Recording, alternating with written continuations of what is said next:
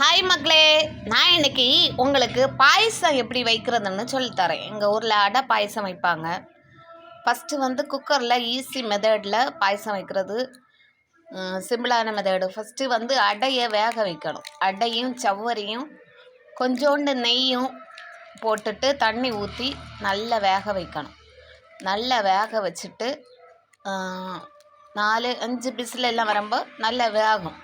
வெந்த பிறகு என்ன செய்யணும்னு சொன்னால், நல்லா வெந்தால் தான் பாயசத்துக்கு டேஸ்ட்டாக இருக்கும். அதனால் வெந்த பிறகு தான் அடுத்த இன்க்ரீடியன்ஸு அதில் சேர்க்கணும். ரொம்ப நீளமாக போயிட்டுருக்கு. இது அடி பிடிக்காத இருக்க வேண்டி நல்லா கிண்டி விடணும். கிண்டி விட்டுட்டு திரும்ப என்ன ஆகணுன்னா, அடி ஒன்றுமே பற்றி பிடிக்கலை. தேங்காய் பால் அடுத்து ரெடி பண்ண வேண்டியிருக்கும். தேங்காவை நல்லா மிக்சியில் அடித்து இதே போல் எடுத்து தேங்காய் பால் எடுக்கணும். தேங்காய் பால் எடுத்துட்டு இதே போல் ஃபஸ்ட்டு பால், செகண்ட் பால்னு சொல்லிட்டு எடுக்கணும்.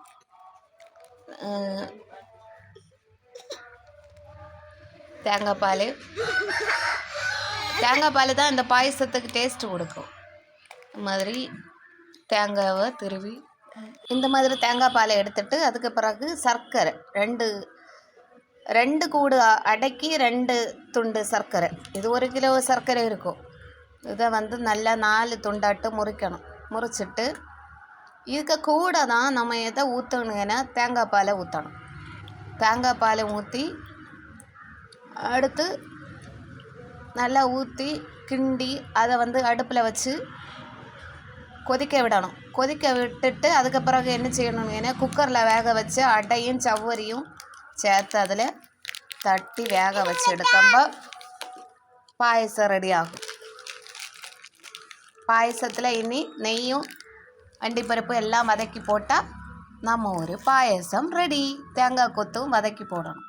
ஓகே, இந்த வீடியோ உங்களுக்கு பிடிச்சிருந்தா லைக் பண்ணுங்கள், ஷேர் பண்ணுங்கள், சப்ஸ்கிரைப் பண்ணுங்கள். தேங்க்யூ ஃபார் வாட்சிங்.